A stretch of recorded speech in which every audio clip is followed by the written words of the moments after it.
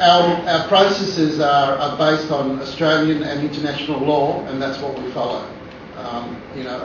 The assessments are done by trained people under the appropriate legislation, and that's what it's based on. Excuse me.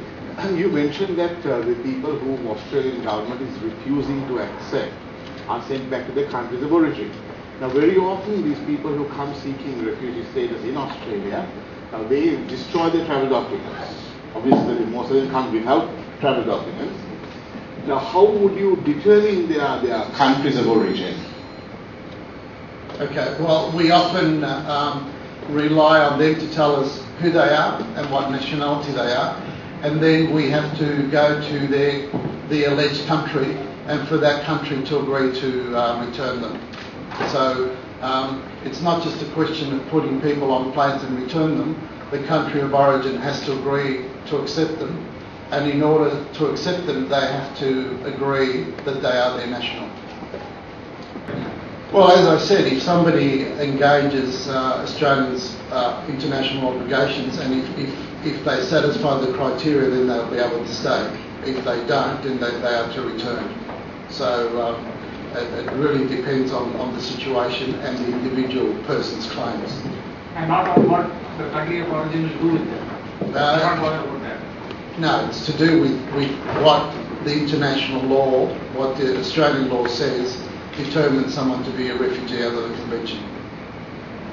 Just one question here. From your point of view, do you have any understanding of why there has been a sudden exodus from Sri Lanka? The numbers seem to be increasing. So from the investigations that you have done, or the...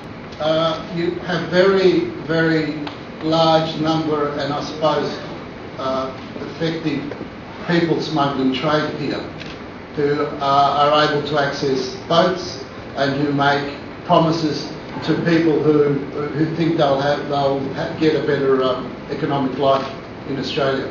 So that's not unusual. We've seen that from other countries as well.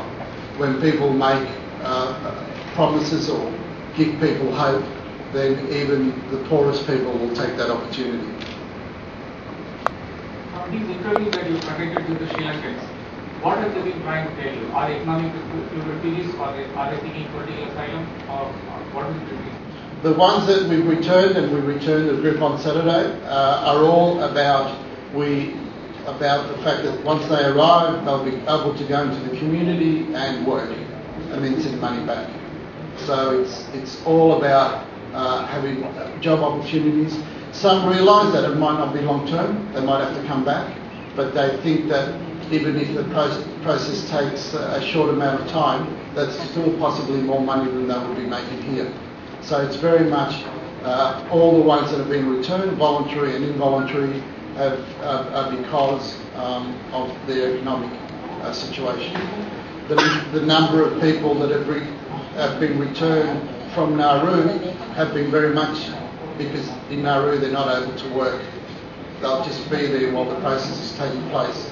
So they see that there's no reason to stay there, so they're asking to come back.